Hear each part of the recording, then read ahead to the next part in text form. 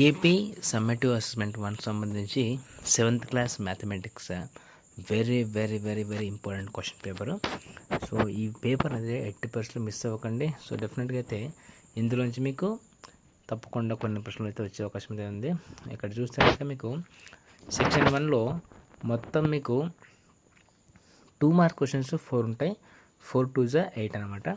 So ఈ questions అన్ని చూసుకోండి. కుదిరితే మీ వర్క్ బుక్లో కానీ మీ క్లాస్ వర్క్లో కూడా ఉంటాయి, ఒకసారి చెక్ చేసుకోండి. అండ్ ఇవన్నీ కూడా బాగా ప్రాక్టీస్ చేయండి. సెక్షన్ 2లో మీకు మొత్తం 4 మార్క్స్ 5 ఉంటాయి. సో 5 4 20. ఇక్కడ చూసుకోండి. మ్యాక్సిమం అయితే మీకు టెక్స్ట్ బుక్ ఎగ్జాంపుల్సే వచ్చినట్టుగా ఉన్నాయి.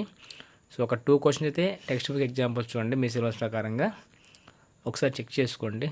అలాగే వీటికి సంబంధించి ఒకవేళ మీ కీ దొరకకపోతే కమెంట్ చేయండి. నేను మ్యాథ్స్ ఫ్యాకల్టీతో అయినా సరే ఇవి చెప్పించి మీకు పెట్టే ప్రయత్నం చేస్తాను.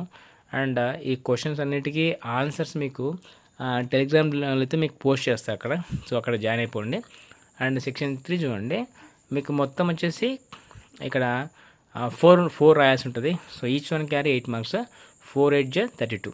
దీంట్లో మీకు ఈ ప్రతి క్వశ్చన్కి ఇంటర్నల్ చేసేది ఉంటుంది. అంటే for example 10th A and B అంటే 10th ఏ అని రాయొచ్చు, లేదంటే బి అని రాయొచ్చు అండి. అది గమనించండి.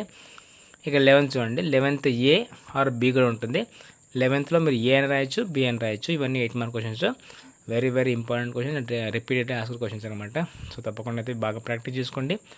సో మ్యాక్సిమం అయితే మీకు నేను ప్రయత్నం చేస్తాను.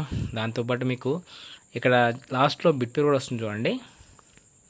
ఇది బిట్ పేపర్. ఇది బిట్ పేపర్ వచ్చేసి మీకు 20 మార్క్స్ అయితే ఉంటుంది. ఇందులో ఉన్న ప్రతి బిట్ని అయితే మంచిగా ప్రాక్టీస్ చేసుకోండి. సో డెఫినెట్గా అయితే ఎక్స్పెక్ట్ చేయొచ్చు.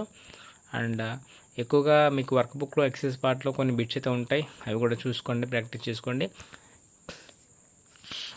బ్లైండ్గా అయితే ఆన్సర్స్ మీద పెట్టకండి. సో ఒకసారి ఎక్కువ ప్రాక్టీస్ చేసుకుంటేనే మీకు మెమరీ ఎక్కువ ఎగ్జామ్లో అయితే మీరు బాగా చేయగలుగుతారు. అండ్ నా దగ్గర ఇలాంటి సెట్స్ ఒక 3 4 ఉన్నాయి, కొత్తవి కూడా ఉన్నాయి. సో అవి కూడా మీకు అందించే ప్రయత్నం చేస్తాను నా టైం బట్టి.